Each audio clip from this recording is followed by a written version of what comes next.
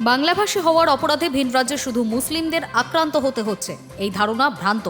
ভিন রাজ্যে আক্রান্ত হিন্দু বাঙালিরাও, পুশব্যাক করা হচ্ছে মতুয়া রাজবংশীদেরও। ধর্মতলার সভা থেকে বাঙালি অস্মিতায় শান দিয়ে কেন্দ্র তথা বিজেপিকে তীব্র আক্রমণ মুখ্যমন্ত্রী মমতা বন্দ্যোপাধ্যায়।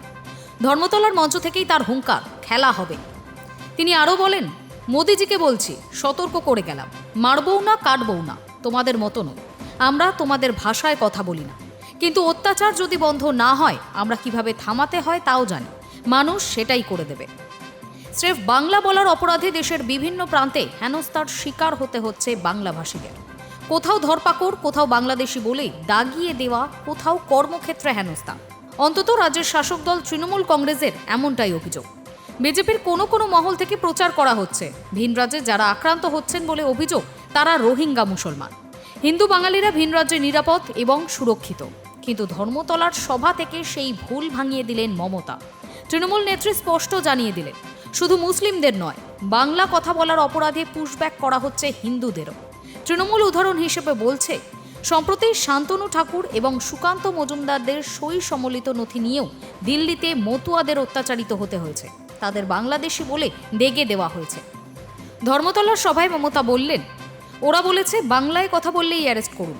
আমরা সব ভাষাকেই সম্মান করি, যারা ভারতের নাগরিক তাদের সকলকে আমরা সম্মান করি, কিন্তু বাঙালির অপমান মানব না, অত্যাচার সহ্য করা হবে না। জমিদারি নাকি? বাংলা বললেই বাংলাদেশে রোহিঙ্গা বলবেন? কত রাজবংশীকে পুশব্যাক করেছেন? মতুয়াদের কেন অত্যাচার করা হচ্ছে? রাজবংশীরা হিন্দু নয়? মতুয়ারা হিন্দু নয়? সম্প্রতি কোচবিহারের এক বাসিন্দাকে এনআরসি নোটিশ পাঠিয়েছে অসম সরকার। মমতার প্রশ্ন, অসম সরকার কোন অধিকারে নোটিশ পাঠায়? অসমে 12 লক্ষ হিন্দু বাঙালি ডিটেনশন ক্যাম্পে কেন? বস্তুত এদিনের সভায় আলাদা করে মতুয়া রাজবংশীদের কথা উল্লেখ করে তোপ দাগাটা বেশ তাৎপর্যপূর্ণ। 2014 সালের পর রাজ্যে বিজেপি যেটুকু বৃদ্ধি পেয়েছে তার মূল ভিত্তি এই রাজবংশী, এই মতুয়ারাই। 21-এর বিধানসভা এবং 24-এর লোকসভায় বিজেপির চরম শক্তিক্ষয়ের মধ্যেও মতুয়া এবং রাজবংশী গড় এক প্রকার অটুট রয়েছে।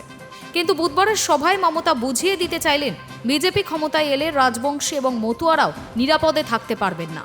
High news network.